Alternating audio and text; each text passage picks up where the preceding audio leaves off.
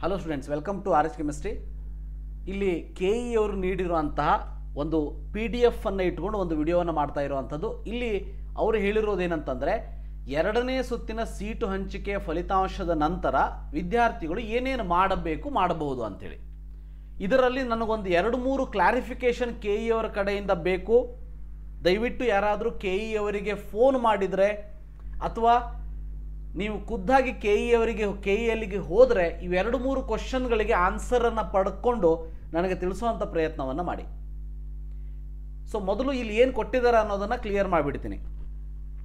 First point ಏನು ಹೇಳ್ತಾ ಇದ್ದಾರೆ ಅಂತ ಅಂದರೆ, ಆಲ್ರೆಡಿ ನಿಮಗೆ ಮೆಡಿಕಲ್, ಡೆಂಟಲ್ ಆರ್ ಆಯುಷ್, ಇದು ಇಂಜಿನಿಯರಿಂಗ್ದವ್ರಿಗೆ ಸಂಬಂಧಪಟ್ಟಿದ್ದಲ್ಲ. ಯಾಕಂದರೆ ಇಂಜಿನಿಯರಿಂಗ್ದವರಿಗೆ ನಿಮಗೆ ಚಾಯ್ಸ್ ಇರ್ತದೆ 1, 2, 3, 4. ನೀವು ಬೇಕಾದ ಚಾಯ್ಸನ್ನು ಸೆಲೆಕ್ಟ್ ಮಾಡ್ಕೊಂಡು ಮುಂದೆ ಹೋಗ್ಬೋದು.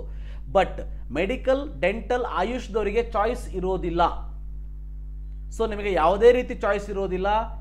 ನೀವೇನಾದರೂ ಫಸ್ಟ್ ರೌಂಡಲ್ಲಿ ಚಾಯ್ಸ್ 2 ಸೆಲೆಕ್ಟ್ ಮಾಡಿಕೊಂಡು ಫೀಸನ್ನು ಪೇ ಮಾಡಿದ್ದಿದ್ರೆ, ನೀವು ಈಗ ಡಿಫರೆನ್ಸ್ ಅಮೌಂಟ್ ಇದ್ದರೆ ಫೀಸನ್ನು ಪೇ ಮಾಡಬೇಕು. ಇಲ್ಲ ಅಂದರೆ ಮತ್ತೆ ಫೀಸನ್ನು ಪೇ ಮಾಡುವಂಥ ಅವಶ್ಯಕತೆ ಇಲ್ಲ. ಬಟ್ ಕಂಪಲ್ಸರಿಯಾಗಿ ನೀವು ಚಲನನ್ನು ಮಾತ್ರ ಡೌನ್ಲೋಡ್ ಮಾಡ್ಕೊಳ್ಬೇಕು. ಈಗ ಫಸ್ಟ್ ರೌಂಡಲ್ಲೂ ನೀವು 12 ಲಕ್ಷ ಕಟ್ಟಿರ್ತೀರಿ, ಅದೇ ಬೇರೆ ಕಾಲೇಜಿಗೆ ಈಗ 12 ಲಕ್ಷದ ಅಲಾಟ್ ಆಗಿರ್ತದೆ. ನೀವು ಚಲನನ್ನು ಕಂಪಲ್ಸರಿ ಡೌನ್ಲೋಡ್ ಮಾಡ್ಕೊಳ್ಬೇಕು. ಅದರಲ್ಲಿ ಹೊಸ ಕಾಲೇಜಿನ ಹೆಸರು ಇರ್ತದೆ, ಬಟ್ ಫೀಸನ್ನು ಪೇ ಮಾಡುವಂಥ ಅವಶ್ಯಕತೆ ಇಲ್ಲ. ಅಥವಾ ನೀವು ಯಾವುದೋ ಒಂದು BAMS ಕಾಲೇಜಿಗೆ ಅಡ್ಮಿಷನ್ ಅಂದರೆ ಫೀಸನ್ನು ಪೇ ಮಾಡಿರ್ತೀರಿ, ಚಾಯ್ಸ್ 2 ಸೆಲೆಕ್ಟ್ ಮಾಡ್ಕೊಂಡು ಪೇ ಮಾಡಿರ್ತೀರಿ 75,000 ಅಂತ ಇಟ್ಕೊಳ್ಳಿ, ಗೌರ್ಮೆಂಟ್ ಇನ್ ಪ್ರೈವೇಟ್. ಈಗಲೂ ಕೂಡ ನಿಮಗೆ ಮತ್ತೊಂದು ಗೌರ್ಮೆಂಟ್ ಇನ್ ಪ್ರೈವೇಟಿಗೆ ಅಪ್ಗ್ರೇಡ್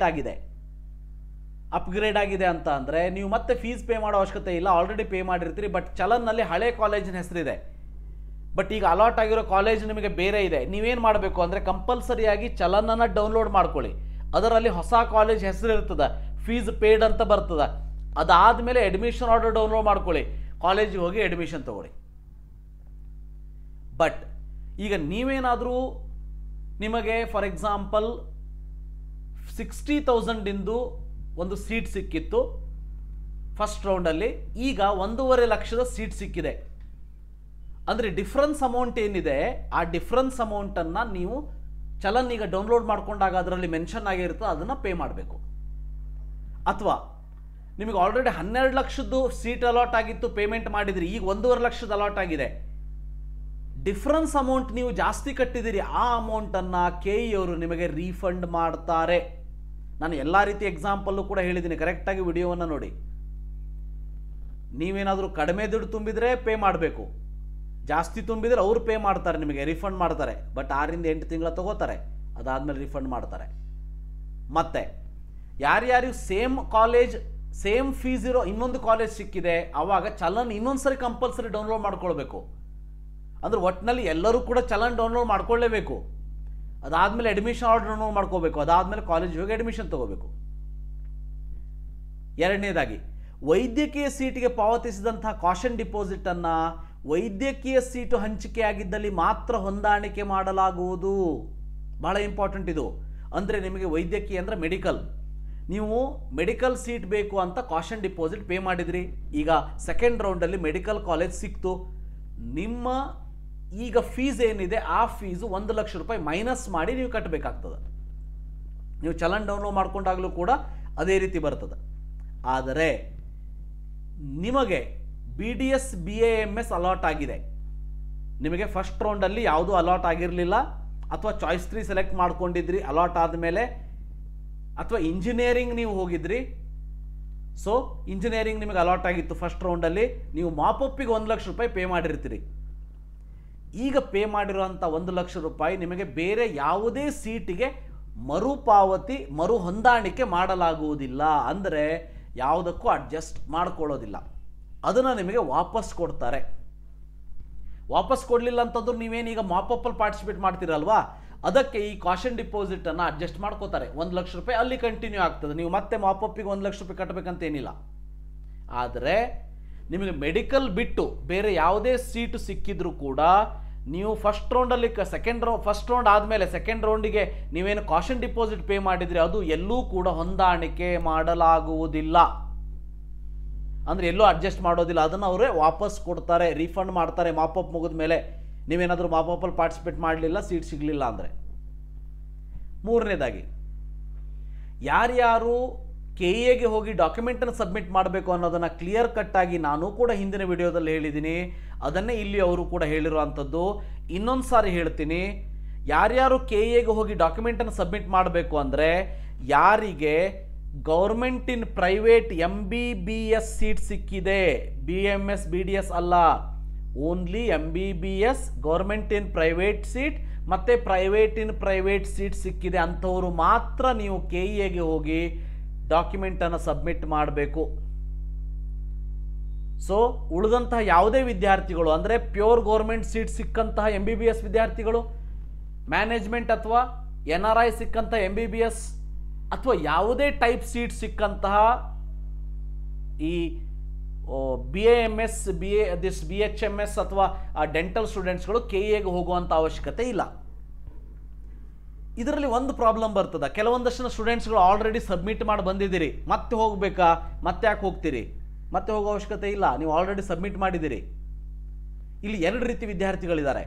ಒಂದು, ಆಲ್ರೆಡಿ ಡಾಕ್ಯುಮೆಂಟನ್ನು ಸಬ್ಮಿಟ್ ಮಾಡಿದ್ದಾರೆ, ಬಟ್ ಅಂಥವರಿಗೆ ಸೆಕೆಂಡ್ ರೌಂಡಲ್ಲಿ ಗೌರ್ಮೆಂಟ್ ಅಪ್ಗ್ರೇಡ್ ಆಗಿದೆ.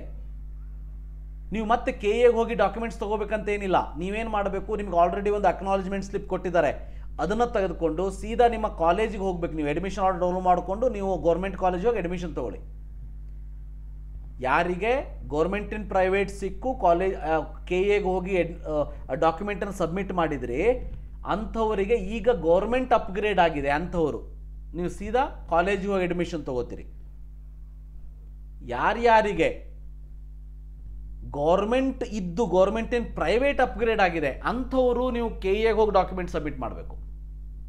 ಅದಕ್ಕೆ ಡಾಕ್ಯುಮೆಂಟ್ ಸಬ್ಮಿಟ್ ಮಾಡಬೇಕಾಗಿರೋದು ಗೌರ್ಮೆಂಟ್ ಇನ್ ಪ್ರೈವೇಟ್ ಮತ್ತು ಪ್ರೈವೇಟ್ ಇನ್ ಪ್ರೈವೇಟ್ ಇದುವರೆಗೆ ಡಾಕ್ಯುಮೆಂಟನ್ನು ಕೊಡದೇ ಇದ್ದವರು ಹೋಗಿ KEAಗೆ ಸಬ್ಮಿಟ್ ಮಾಡಬೇಕು. ಇನ್ನು ಗೌರ್ಮೆಂಟ್ ಸೀಟ್ ಸಿಕ್ಕವರು ಅಥವಾ ಪ್ರೈವೇಟ್ ಕಾಲೇಜಲ್ಲಿ ಮ್ಯಾನೇಜ್ಮೆಂಟ್ ಅಥವಾ NRI ಸೀಟ್ ಸಿಕ್ಕವರು ನೀವು KEAಗೆ ಹೋಗುವಂಥ ಅವಶ್ಯಕತೆ ಇಲ್ಲ, ಡೈರೆಕ್ಟ್ ಕಾಲೇಜಿಗೆ ಹೋಗಿ ಡಾಕ್ಯುಮೆಂಟ್ ಸಬ್ಮಿಟ್ ಮಾಡಿ ಅಡ್ಮಿಷನ್ ತೊಗೋತೀರಿ. ಅದ್ರ ಜೊತೆಗೆ BDS ಮತ್ತು BAMS ಸಿಕ್ಕವರು ಕೂಡ ನೀವು KEAಗೆ ಹೋಗುವಂಥ ಅವಶ್ಯಕತೆ ಇಲ್ಲ, ಡೈರೆಕ್ಟಾಗಿ ಕಾಲೇಜಿಗೆ ಹೋಗಿ ಅಡ್ಮಿಷನ್ ತೊಗೋತೀರಿ. ಬಹಳ ಇಂಪಾರ್ಟೆಂಟ್ 5ನೇದು ಮತ್ತು 6ನೇ ಪಾಯಿಂಟು ಮಿಸ್ ಮಾಡಬೇಡಿ.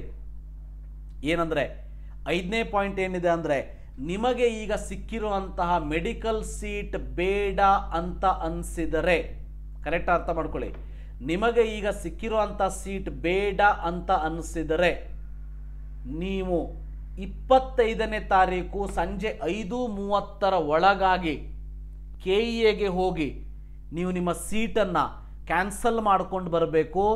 ಬಟ್ ನೀವು ಕಟ್ಟಿರುವಂತಹ ಕಾಷನ್ ಡಿಪಾಸಿಟ್ ಅಮೌಂಟ್ ಇದರಲ್ಲಿ ಫೋರ್ಫೀಟ್ ಆಗೋದಿಲ್ಲ, ಫೋರ್ಫೀಟ್ ಆಗ್ತದೆ, ವಾಪಸ್ ಬರೋದಿಲ್ಲ. ಗೊತ್ತಿರಲಿ, ವೆರಿ ಇಂಪಾರ್ಟೆಂಟ್. ನಿಮಗೆ ಸಿಕ್ಕಿರುವಂಥ ಮೆಡಿಕಲ್ ಸೀಟಿಗೆ ನಿಮಗೆ ಸಮಾಧಾನ ಇಲ್ಲ ಅಂದರೆ ಕಾಷನ್ ಡಿಪಾಸಿಟ್ ನೀವೇನು ಕಟ್ಟಿದ್ದೀರಿ 1 ಲಕ್ಷ, ಅದು ಫೋರ್ಫೀಟ್ ಆಗ್ತದೆ. ನೀವು ಕೇಳ್ಬೋದು, ಸರ್ ನನಗೆ ಫಸ್ಟ್ ರೌಂಡಲ್ಲಿ ಸೀಟ್ ಸಿಕ್ಕಿತ್ತು, ಚಾಯ್ಸ್ ಟು ಸೆಲೆಕ್ಟ್ ಮಾಡ್ಕೊಂಡಿದ್ದೀನಿ, ಫೀಸ್ ಪೇಮೆಂಟ್ ಮಾಡಿದ್ದೀನಿ, ಸೆಕೆಂಡ್ ರೌಂಡಲ್ಲಿ ಅಪ್ಗ್ರೇಡ್ ಆಗ್ತದಂತ ಅಂದ್ಕೊಂಡಿದ್ದೆ, ಅಪ್ಗ್ರೇಡ್ ಆಗಿರಲಿಲ್ಲ, ಸೊ ಈಗ ನನಗೆ ಆ ಸೀಟ್ ಬೇಡ, ಏನು ಮಾಡಬೇಕು? ನೋಡಿ, ಇದಕ್ಕೆ ಯಾವುದೇ ರೀತಿಯ ಆನ್ಸರ್ KEAಯಲ್ಲಿ ಇಲ್ಲ. ಆದರೆ ನಾ ಹೇಳೋದೇನು, ನಿಮಗೆ ಸೆಕೆಂಡ್ ರೌಂಡಲ್ಲಿ ಸಿಕ್ಕಿರುವಂಥ ಸೀಟು ಇಂಟ್ರೆಸ್ಟೇ ಇದ್ದಿರಲಿಲ್ಲ ಅಂತ ಅಂದರೆ ಫೀಸ್ ಯಾಕೆ ಪೇ ಮಾಡ್ತಿದ್ರಿ ಅಲ್ವಾ? ಫೀಸೆಲ್ಲ ಪೇ ಮಾಡಿದ ಮೇಲೆ ಈಗ ಸೀಟ್ ಇಲ್ಲ ಅಂತ ಅಂದರೆ ನೀವು ಕಟ್ಟಿರೋ ಕಂಪ್ಲೀಟ್ ಫೀಸ್ ಕಟ್ ಮಾಡಬೇಕು ಅವರು, not only 1 lakh rupees. So ಇದು ಹೇಳ್ತಾ ಇರೋದು ಯಾರಿಗೆ ಅಂದರೆ, ಯಾವ ವಿದ್ಯಾರ್ಥಿಗಳಿಗೆ ಫಸ್ಟ್ ರೌಂಡಲ್ಲಿ ಸೀಟೇ ಸಿಕ್ಕಿರಲಿಲ್ಲ, ಸೆಕೆಂಡ್ ರೌಂಡಲ್ಲಿ ಕಾಷನ್ ಡಿಪಾಸಿಟನ್ನು ಪೇ ಮಾಡಿದ್ರಿ, ಈಗ ಸೀಟ್ ಸಿಕ್ಕಿದೆ ವೈದ್ಯಕೀಯ ಸೀಟು, ಬಟ್ ಇದು ನಿಮಗೆ ಇಂಟ್ರೆಸ್ಟ್ ಇಲ್ಲ. ಆವಾಗ ನೀವು 25ನೇ ತಾರೀಕು 5:30 KEAಗೆ ಹೋಗಿಬಿಟ್ಟು ನೀವು ಅದನ್ನು ಕ್ಯಾನ್ಸಲ್ ಮಾಡ್ಕೊಂಡು ಬರಬೇಕು. ಕ್ಯಾನ್ಸಲ್ ಮಾಡ್ಕೊಂಡು ಬಂದರೆ ಕಾಷನ್ ಡಿಪಾಸಿಟ್ ವಾಪಸ್ ಬರೋದಿಲ್ಲ. ಬಟ್ ಒಂದು ಖುಷಿಯ ವಿಚಾರ ಅಂತಂದ್ರೆ, ಅಂಥವರಿಗೂ ಆನ್ಲೈನ್ ಮಾಪಪ್ ರೌಂಡಲ್ಲಿ ಪಾರ್ಟಿಸಿಪೇಟ್ ಮಾಡೋಕ್ಕೆ ಬಿಡ್ತೀವಿ ಅಂತ ಹೇಳಿದ್ದು. ನೋಡಿ, ಲಾಸ್ಟ್ ಇಯರ್ ಹಿಂಗೆ ಇದ್ದಿರಲಿಲ್ಲ. ನಿಮಗೆ ಸೆಕೆಂಡ್ ರೌಂಡಲ್ಲಿ ಸಿಕ್ಕಿರುವಂಥ ಸೀಟನ್ನು ಕ್ಯಾನ್ಸಲ್ ಮಾಡ್ಕೊಂಡಿದ್ರೆ ಮಾಪಪ್ಪಲ್ಲಿ ಪಾರ್ಟಿಸಿಪೇಟ್ ಮಾಡೋದಕ್ಕೆ ಬಿಟ್ಟಿರಲಿಲ್ಲ. ಬಟ್ ಈ ವರ್ಷ ನೀವು ಕ್ಯಾನ್ಸಲ್ ಮಾಡ್ಕೊಂಡು ಬಂದರೆ 25ನೇ ತಾರೀಕು ಒಳಗಡೆ 5:30 ಒಳಗಡೆ ಕಾಷನ್ ಡಿಪಾಸಿಟ್ ಫೋರ್ಫೀಟ್ ಆಗ್ತದೆ, ನೀವು ಮಾಪಪ್ಪಿಗೆ ಪಾರ್ಟಿಸಿಪೇಟ್ ಮಾಡ್ಬೋದು. But once again you have to pay 1 lakh rupees. ಮಾಪಪ್ಪಲ್ಲಿ 1 ಲಕ್ಷ ರೂಪಾಯಿ ಪೇ ಮಾಡಿಬಿಟ್ಟು ನೀವು ಪಾರ್ಟಿಸಿಪೇಟ್ ಮಾಡಬೇಕಷ್ಟೇ. ನೀವು ಕ್ಯಾನ್ಸಲ್ ಮಾಡ್ಕೊಂಡು ಈಗ ಸಿಕ್ಕಿರುವಂಥ ಮೆಡಿಕಲ್ ಸೀಟ್ ಕ್ಯಾನ್ಸಲ್ ಮಾಡಿಕೊಂಡು ಮತ್ತೆ ನೀವು ಮೆಡಿಕಲ್ ಸೀಟ್ ಮಾಪಪ್ಪಿ ಪಾರ್ಟಿಸಿಪೇಟ್ ಮಾಡಬೇಕು ಅಂದರೆ ಗೊತ್ತಿರಲಿ. ನಾವು ಈಗ ಸಿಕ್ಕಿರುವಂತಹ ಡೆಂಟಲ್ ಮತ್ತು ಆಯುಷ್ ಸೀಟ್ ನಿಮಗೆ ಬೇಡ ಅಂತ ಇದ್ದರೆ ನೀವೇನು ಮಾಡಬೇಕು, ಮತ್ತೆ 25ನೇ ತಾರೀಕು 5:30 KEAಗೆ ಹೋಗಿ 10,000 ರೂಪಾಯಿ ದಂಡ ಪಾವತಿ ಮಾಡಬೇಕು. ಯಾರ್ಯಾರು ಪಾವತಿ ಮಾಡಿಲ್ಲ ಅಂಥವ್ರು. ಯಾವ ಪಾವತಿ ಮಾಡಿಲ್ಲ?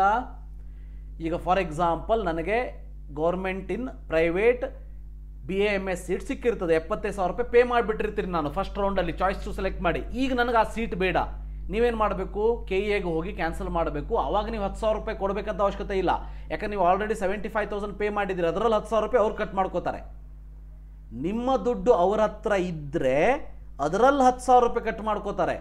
ಒಂದೊಮ್ಮೆ ನಿಮ್ಮ ದುಡ್ಡು ಅವ್ರ ಹತ್ರ ಇಲ್ಲ, ನಿಮಗೆ ಹೊಸದಾಗಿ ಅಲಾಟ್ ಆಗಿದೆ ವೈದ್ಯಕೀಯ ಅಂದರೆ ಇದು ಡೆಂಟಲ್ ಮತ್ತು ಆಯುಷ್, ಬಟ್ ಆ ಸೀಟ್ ನಿಮಗೆ ಇಂಟ್ರೆಸ್ಟ್ ಇಲ್ಲ, ನೀವೇನು ಮಾಡಬೇಕು, 25th 5:30 ಒಳಗೆ KEAಗೆ ಹೋಗಿ ಅದನ್ನು 10,000 ರೂಪಾಯಿ ಪೇ ಮಾಡಿಬಿಟ್ಟು ಕ್ಯಾನ್ಸಲ್ ಮಾಡ್ಕೊಂಡು ಬರಬೇಕು. ಬಟ್ ಮಾಡಬೇಕಾದ್ರೆ ಎಕ್ಸಿಕ್ಯೂಟಿವ್ ಡೈರೆಕ್ಟರ್ KEA ಅನ್ನೋ ಹೆಸರಲ್ಲಿ DDಯನ್ನು ತಗೊಳ್ಳಿ, ಪೇಯಬಲ್ ಅಟ್ ಬೆಂಗಳೂರು ಅಂತ ಬರೆಸಿ KEAಗೆ ಹೋಗಿ ಕ್ಯಾನ್ಸಲ್ ಮಾಡ್ಕೊಂಡು ಬನ್ನಿ. 7ನೇದು ನೋಡಿ, ಈ ಮೇಲಿನ 5 ಮತ್ತು 6ರಂತೆ ದಂಡ ಪಾವತಿಸಿ ರದ್ದು ಮಾಡಿಕೊಂಡ ನಂತರ ಆನ್ಲೈನ್ ಮಾಪಪ್ಪಲ್ಲಿ ಭಾಗವಹಿಸಲು ಅವಕಾಶ ನೀಡಲಾಗುತ್ತದೆ. ನೋಡಿ, ನೀವು 5 ಮತ್ತು 6ರಂಗೆ ನೀವು ಕ್ಯಾನ್ಸಲ್ ಮಾಡ್ಕೊಂಡು ಬಂದರೂ ಕೂಡ ಆನ್ಲೈನ್ ಮಾಪಪ್ಪಲ್ಲಿ ಪಾರ್ಟಿಸಿಪೇಟ್ ಮಾಡೋದಕ್ಕೆ ನೀವು ಅರ್ಹರಾಗಿರ್ತೀರಿ ಅನ್ನೋದು ಗೊತ್ತಿರಲಿ.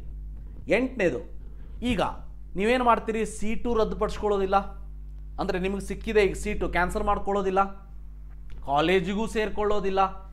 ಹಾಗಿದ್ದಾಗ ನಿಮ್ಮ 1 ವರ್ಷದ ಶುಲ್ಕ ಮತ್ತು 10,000 ರೂಪಾಯಿಯನ್ನು ನೀವು ಪೇ ಮಾಡಬೇಕಾಗ್ತದೆ. ಬಟ್ ಈ ವಿದ್ಯಾರ್ಥಿಗಳನ್ನ KE ಅವ್ರು ಹೆಂಗೆ ಹಿಡ್ಕೋತಾರ ಅನ್ನೋದು ಡೌಟ್ ನನಗೆ. ಈಗ ಒಂದೊಮ್ಮೆ ಅವ್ರಿಗೆ ಬೇರೆ ಎಲ್ಲೋ ಸೀಟ್ ಸಿಕ್ಕಿದೆ, ಸೊ KE ಅವ್ರಿಗೆ ಸಂಬಂಧನೇ ಇಲ್ಲ, KEಗೆ ಹೋಗೋದೇ ಇಲ್ಲ, ನಾನು ಏನು ಮಾಡ್ತಾರೆ? ಸೊ ಬಟ್ KEಯಲ್ಲಿ ನೀವೇನಾದರೂ ಮುಂದಿನ ವರ್ಷ ಕಂಟಿನ್ಯೂ ಆಗಬೇಕಂದ್ರೆ ಅಫಿಷಿಯಲಿ KEಗೆ ಹೋಗಿ ರಿಸ್ಕ್ ತಗೋಬೇಡಿ, 10,000 ರೂಪಾಯಿ ದಂಡ ತುಂಬಿ ಸೀಟ್ ಕ್ಯಾನ್ಸಲ್ ಮಾಡ್ಕೊಂಡು ಬನ್ನಿ. ಯಾರಿಗೆ ಈಗ ಸೀಟ್ ಸಿಕ್ಕಿದೆ, BAMS BDS ಮೆಡಿಕಲ್ ಗೊತ್ತಿರಲಿ, ಇದು ಇಂಜಿನಿಯರಿಂಗ್ ಅಥವಾ KCET ಯಾವುದೇ ಕೋರ್ಸಸ್ಗಳಿಗೆ ಸಂಬಂಧಪಡೋದಿಲ್ಲ, ಯಾಕಂದ್ರೆ ನಿಮ್ಮ ಹತ್ರ ಚಾಯ್ಸ್ ಇದೆ, ಈಗ ಚಾಯ್ಸ್ 1 2 3 4.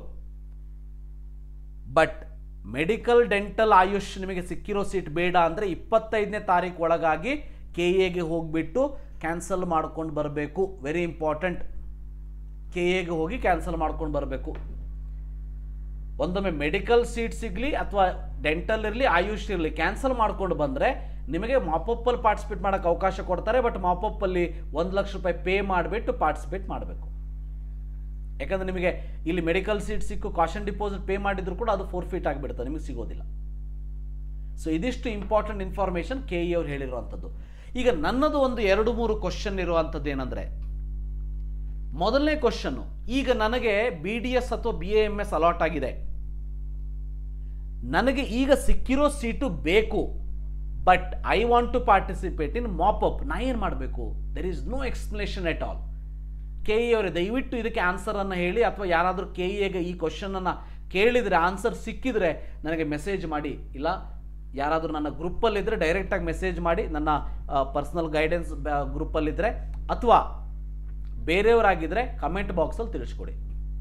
ಕ್ವಶನ್ ಏನು, ಫಸ್ಟ್ ಡೌಟ್ ಏನು ಅಂದರೆ, ಯಾರಿಗೆ ಈಗ BDS ಮತ್ತು BAMS ಸಿಕ್ಕಿದೆ, ನಾನು ಚಲನನ್ನು ಡೌನ್ಲೋಡ್ ಮಾಡ್ಕೋತೀನಿ, ಫೀಸ್ ಪೇಮೆಂಟ್ ಮಾಡ್ತೀನಿ, ಫೀಸ್ ಪೇಮೆಂಟ್ ಮಾಡಿ ನನಗೆ ಸಿಕ್ಕಿರುವಂಥ ಕಾಲೇಜಿಗೆ BAMS ಅಥವಾ BDS ಒರಿಜಿನಲ್ ಡಾಕ್ಯುಮೆಂಟ್ಸನ್ನು ಕೊಟ್ಟು ಅಡ್ಮಿಷನ್ ತಗೊಂಡು ಬಂದ ಮೇಲೆ ನಾನು ಮಾಪಪ್ಪಲ್ಲಿ ಪಾರ್ಟಿಸಿಪೇಟ್ ಮಾಡಬಹುದಾ?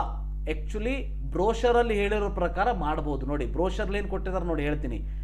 Candidate who have been allotted dental seat through KEA can participate for selection of medical seat but not for dental seat again. ಮಾಡ್ಬೋದು ಅಂತ ಹೇಳಿದ್ದಾರೆ, ಆದರೆ ಇವತ್ತು ಕೊಟ್ಟಿರೋದರಲ್ಲಿ ಕ್ಲಾರಿಟಿ ಇಲ್ಲ. ಬಟ್ ಇಷ್ಟು ವರ್ಷ ನಾನು ನೋಡಿದ್ದೇನಂತಂದರೆ ಎರಡೂ ರೀತಿ ನೋಡಿದ್ದೀನಿ. ಒಂದು ವರ್ಷ ನೀವು ಚಲನ್ ಡೌನ್ಲೋಡ್ ಮಾಡ್ಕೊಂಡಿದ್ರು, ಫೀಸನ್ನು ಪೇ ಮಾಡಿದ್ರು, ಕಾಲೇಜಿಗೆ ಹೋಗಿ ಅಡ್ಮಿಷನ್ ಕೂಡ ಮಾಡ್ಕೊಂಡಿದ್ರು. ಬಟ್ ಕಾಲೇಜಲ್ಲಿ ಒಂದು ಮಾತು ಹೇಳಿ ಬರಬೇಕು ನೀವು, ನಾನು ಈ ರೀತಿ ಮಾಪಪ್ ರೌಂಡಿಗೆ ಹೋಗ್ತಾ ಇದ್ದೀನಿ, ಮಾಪಪ್ ರೌಂಡಲ್ಲಿ ಏನಾದರೂ ಸೀಟು ಸಿಕ್ಕರೆ ನಾನು ವಾಪಸ್ ಈ ಕಾಲೇಜಿಗೆ ಬಂದು ಡಾಕ್ಯುಮೆಂಟ್ಸನ್ನು ತೊಗೊಂಡು ಹೋಗ್ತೀನಿ.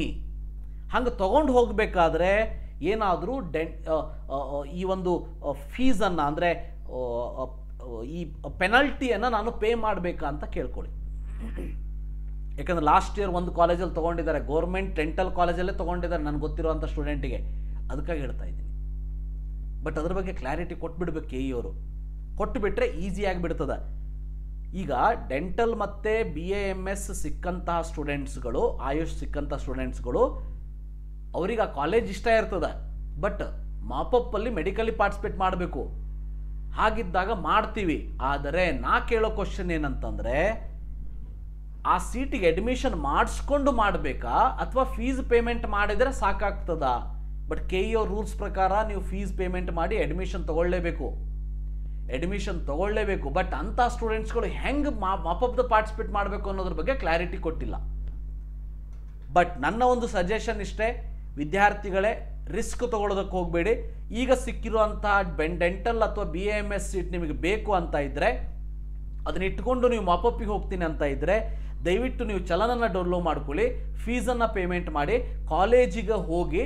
ಕಾಲೇಜಿಗೆ ಹೋದ ಮೇಲೆ ಎಲ್ಲ ಡಾಕ್ಯುಮೆಂಟ್ಸನ್ನು ಕೊಡೋದಕ್ಕಿಂತ ಮುಂಚೆ ಅಲ್ಲಿ ಕೇಳಿ, ದಯವಿಟ್ಟು ನಾನು ಮಾಪಪ್ಪಲ್ಲಿ ಪಾರ್ಟಿಸಿಪೇಟ್ ಮಾಡಬೇಕಂತ ಅಂದ್ಕೊಂಡಿದ್ದೀನಿ, ಅಲ್ಲಿ ಸೀಟ್ ಸಿಕ್ಕರೆ ನನಗೆ ಈ ಒರಿಜಿನಲ್ ಡಾಕ್ಯುಮೆಂಟ್ಸನ್ನು ವಾಪಸ್ ಕೊಡ್ತೀರೋ ಇಲ್ವೋ, ಕೊಡ್ತೀವಿ ಅಂತ ಇದ್ದರೆ ಕಂಡೀಷನ್ ಏನು, ಎಕ್ಸ್ಟ್ರಾ ಮತ್ತು ಪೆನಲ್ಟಿ ಏನಾದರೂ ಕಾಲೇಜಿಗೆ ಕಟ್ಟಬೇಕಾ? ಆ್ಯಕ್ಚುಲಿ ಕಟ್ಟೋ ಹಾಗಿಲ್ಲ, ಯಾಕಂದರೆ ಕೆ ಇ ಅವ್ರು ಮಾಡಿರೋ ರೂಲ್ ಇದು. ಹಾಗೆ ನೋಡಿದರೆ ಅಡ್ಮಿಷನ್ ತೊಗೊಳ್ಳದೆ ನೀವು ಪಾರ್ಟಿಸಿಪೇಟ್ ಮಾಡಿ ಅಂತ ಹೇಳ್ಬೋದಿತ್ತು, ಬಟ್ ಇದರಲ್ಲಿ ಕ್ಲಾರಿಟಿ ಇಲ್ಲ. ಹಾಗಂತೇಳಿ ನೀವು ಅಡ್ಮಿಷನ್ ಮಾಡದೆ ಕೂತ್ಕೊಂಡ್ರಿ, ಅದು ಮುಂದೆ ನಿಮಗೆ ಅಡ್ಮಿಷನ್ ಕ್ಯಾನ್ಸಲ್ ಆಗಿಬಿಟ್ರೆ ಸಿಕ್ಕಿರುವಂಥ ಸೀಟು, ಅದಕ್ಕೆ ರಿಸ್ಕ್ ಬೇಡ. ಫೀಸ್ ಪೇಮೆಂಟ್ ಮಾಡಿ, ಬೇಕು ಅಂತ ಇದ್ದರೆ, ಬೇಡ ಅಂತಂದು ಕ್ಯಾನ್ಸಲ್ ಮಾಡ್ಕೊಂಡು ಬರ್ತೀರಿ. ಬೇಕು ಅಂತ ಇದ್ದರೆ ಫೀಸ್ ಪೇಮೆಂಟ್ ಮಾಡಿ ಡೌನ್ಲೋಡ್ ಮಾಡ್ಕೊಡಿ ಚಲನನ್ನು, ಫೀಸ್ ಪೇಮೆಂಟ್ ಮಾಡಿ ಕಾಲೇಜಿಗೆ ಹೋಗಿ ಅಡ್ಮಿಷನ್ ತೊಗೊಳ್ಳೋದಕ್ಕಿಂತ ಅವ್ರನ್ನ ಕೇಳಿ. ಸೊ ಈ ರೀತಿ ಇದೆ, ನಾನು ಅಡ್ಮಿಷನ್ ತೊಗೋತೀನಿ, ಆದರೆ ಒರಿಜಿನಲ್ ಡಾಕ್ಯುಮೆಂಟ್ಸ್ ನನಗೆ ಬೇಕಾಗ್ತದೆ. ಏನಾದರೂ ನನಗೆ ಸೀಟ್ ಸಿಕ್ಕರೆ, ಸೀಟ್ ಸಿಗಲಿಲ್ಲ ಅಂದರೆ ವಾಪಸ್ ಇಲ್ಲಿ ಬಂದು ಕಂಟಿನ್ಯೂ ಮಾಡ್ತೀವಿ. ಹಂಗೆ ಒರಿಜಿನಲ್ ಡಾಕ್ಯುಮೆಂಟ್ಸ್ ಕೊಡಬೇಕಾದ್ರೆ ಒಂದಷ್ಟು ಕಾಲೇಜ್ಗಳು ಕಂಡೀಷನ್ ಹಾಕ್ಬೋದು ನಿಮಗೆ, ಕಂಪ್ಲೀಟ್ ಫೀಸ್ ಪೇ ಮಾಡಿ ಹೋಗಿ ಅದು ಇದು ಅಂತೇಳಿ. ಸೊ ಆವಾಗ ನಿಮಗೆ ಲೀಗಲಿ ನೀವು ಆ್ಯಕ್ಷನ್ ತೊಗೊಳ್ಳಿಕ್ಕೆ ಬರ್ತದೆ, ವರಿ ಮಾಡ್ಕೊಳ್ಳೋದಕ್ಕೆ ಹೋಗ್ಬೇಡಿ. ಆದರೆ ಮೊದಲೇ ಕೇಳ್ಕೊಳ್ಳಿ, ಯಾಕಂದರೆ ಕೆ ಇ ಅವ್ರ ಕಡೆಯಿಂದ ಕ್ಲಾರಿಟಿ ಇಲ್ಲ. ಬಟ್ ಯಾರಾದರೂ ಕೆ ಇಗೆ ಹೋದಾಗ ಈ ಒಂದು ವಿಷಯವನ್ನು ಕೇಳಿದರೆ ದಯವಿಟ್ಟು ನನಗೆ ತಿಳಿಸ್ಕೊಡಿ. ಸೊ ಈ ರೀತಿ ಇದೆ, ಏನು ಮಾಡಬೇಕು ನಿಮಗೆ ಆನ್ಸರ್ ಸಿಕ್ಕ ನನಗೂ ಕೂಡ ತಿಳಿಸ್ಕೊಡಿ, ಬೇರೆಯವ್ರಿಗೂ ಕೂಡ ಅದನ್ನು ತಿಳಿಸ್ತೀನಿ. So that they will get the help from that. So ಅದು ಒಂದು ಮೇನ್ ಇಂಪಾರ್ಟೆಂಟ್ ಕ್ವಶನ್ ನಂದು, ರೈಟ್? ಸೊ ಇನ್ನೊಂದು ಅಂತ ಅಂದರೆ, ನಾನು ಆಲ್ರೆಡಿ ಹೇಳಿದ್ದೀನಿ, ಈಗ ಫಸ್ಟ್ ರೌಂಡಲ್ಲಿ ಚಾಯ್ಸ್ ಟು ಸೆಲೆಕ್ಟ್ ಮಾಡ್ಕೊಂಡಿರ್ತೀನಿ, ನನಗೆ ಸೀಟ್ ಸಿಕ್ಕಿದೆ ಯಾವುದರಲ್ಲಿ, ಡೆಂಟಲ್ ಅಥವಾ BAMS ಅಲ್ಲಿ. ಆ ಸೀಟನ್ನು ಇಟ್ಕೊಂಡು ನೆಕ್ಸ್ಟ್ ಬಂದಿದ್ದೀನಿ. ಸೊ ಸೇಮ್ ಕ್ವಶನ್ ಆಗ್ತದೆ ಇದು ಕೂಡ. ಇಲ್ಲಿ ನನಗೆ ಬೇಕಾಗಿರುವಂಥ ಕಾಲೇಜ್ ಸಿಕ್ಕಿಲ್ಲ, ಆ ಕಾಲೇಜಿಗೆ ಅಡ್ಮಿಷನ್ ತೊಗೋತೀನಿ, ತೊಗೊಂಡ ಮೇಲೆ ನಾನು ಮಾಪಪ್ಪಲ್ಲಿ ಮೆಡಿಕಲಿ ಪಾರ್ಟಿಸಿಪೇಟ್ ಮಾಡ್ಬೋದಾ? ಅಥವಾ ನನಗೆ BAMS ಸಿಕ್ಕಿದೆ, ಡೆಂಟಲ್ ಬೇಕಾಗಿತ್ತು, ಡೆಂಟಲಿಗೆ ಮಾಪಪ್ಪಿಗೆ ಪಾರ್ಟಿಸಿಪೇಟ್ ಮಾಡ್ಬೋದು, ಅದ್ರ ಕ್ಲಾರಿಟಿನೂ ಕೂಡ ಇಲ್ಲ ಇದರಲ್ಲಿ. ಡೆಂಟಲ್ ಸಿಕ್ಕವ್ರು ಡೆಂಟಲ್ಲಿ ಬರೋದಿಲ್ಲ, BAMS ಸಿಕ್ಕವ್ರು BAMS ಬರೋದಿಲ್ಲ. BAMS ಸಿಕ್ಕವ್ರು ಡೆಂಟಲ್ ಮಾಡ್ಬೋದಾ? ಡೆಂಟಲ್ BAMS ಸಿಕ್ಕವ್ರು ಮೆಡಿಕಲಿಗೆ ಮಾಡ್ಬೋದು ಅಂತ ಹೇಳ್ತಾರೆ, ಬಟ್ ಡೆಂಟಲಿಗೆ ಮಾಡ್ಬೋದಾ ಇಲ್ವಾ? ಮಾಡಬೇಕಂದ್ರೆ ನಾನು ಕಾಲೇಜಿಗೆ ಹೋಗಿ ಅಡ್ಮಿಷನ್ ತೊಗೊಂಡು ಮಾಡಬೇಕಾ, ತೊಗೊಳ್ಳದೆ ಮಾಡಬೇಕಾ? ಫೀಸ್ ಅಂತೂ ಪೇ ಮಾಡೋದೆ. ಬಟ್ ಇದ್ರ ಬಗ್ಗೆ ಕ್ಲಾರಿಟಿಯನ್ನು ಆದಷ್ಟು ಬೇಗ ಕೆ ಇ ಅವರು ಕೊಡ್ತಾರೆ ಅಂತ ಅಂದ್ಕೊಳ್ತಾ ಈ ಒಂದು ವಿಡಿಯೋವನ್ನು ಮುಗಿಸೋಣಂತೆ. ಸೊ ಯಾರ್ಯಾರಿಗೆ ಸೀಟ್ ಸಿಕ್ಕಿದೆ ಕಾಂಗ್ರ್ಯಾಚುಲೇಷನ್ಸ್. ಸೊ ಸೀಟ್ ಸಿಗದೆ ಇದ್ದರೆ ಮಾಪಪ್ಪಿಗೆ ನೀವು ವೇಟ್ ಮಾಡಬೇಕಾಗ್ತದೆ. ಸೊ ವೇಟ್ ಮಾಡಿ. ಇದು ಇಂಪಾರ್ಟೆಂಟ್ ಇನ್ಫಾರ್ಮೇಷನ್ ಕೆ ಇ ಅವರ ಕಡೆಯಿಂದ ಬಂದಿರುವಂಥದ್ದು. Thank you. Have a nice day.